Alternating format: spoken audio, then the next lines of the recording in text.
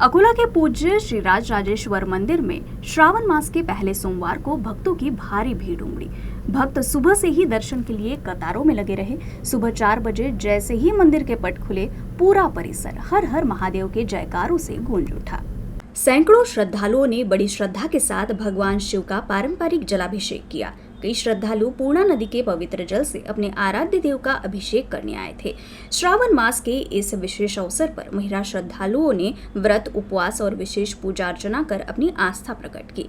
मंदिर परिसर में धूप, दीप, मंत्रोच्चार और भजनों से वातावरण भक्तिमय बना रहा। पुरुष, महिला, वृद्ध, युवा और बच्चों ने अपनी श्रद्धा के अनुसार भगवान शिव के चरणों में पुष्प और जल अर्पित किए। महिला श्रद्धालुओं ने पारंपरिक परिधानों में आरती में भाग लिया, जबकि युवाओं ने हर हर महादेव, बम बोले जैसे नारे लगाए। मंदिर समिति और पुलिस प्रशासन ने भीड़ के मद्देनजर उचित योजना बनाई। पुलिस द्वारा यातायात प्रबंधन, सुरक्षा और अनुशासन पर विशेष ध्यान दिया गया। श्रद्धालुओं को किसी भी प्रकार की परेशानी न हो, ये सुनिश्चित करने के लिए स्वयं सेवकों का एक विशेष दस्ता भी तैनात रहा।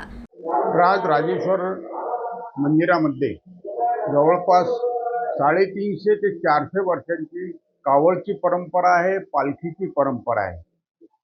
राज राजेश्वर मंदिराचं जी आख्यायिका आहे त्या आख्यायिकेनुसार अकोलसिंग राजा जो आपल्या असदगड किल्ल्यातून राहत होता, त्या किल्ल्यातून त्याची पत्नी ही नेहमी दर्शनाकरता येत होती आणि ती रात्रीला दर्शनाकरता आली असताना त्याला संशय येऊन त्यांनी तिला मारण्याचा प्रयत्न केला, म्हणून ती आपल्या पिंडीमध्ये पूर्णपणे लुप्त झालेली आहे आणि त्याची खून सुद्धा आज आपल्याला पिंडीमध्ये दिसत आहे।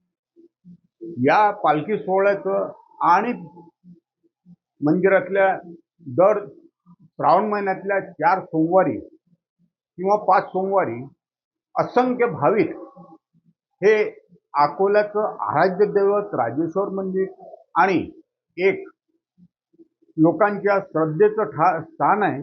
त्यामुळे यावेळेस जवळपास लाखोनी लोक मंदिरात दर सोमवारी दर्शनाकरता येतात व त्यांच्या इच्छा राजेश्वर पूर्ण करतो।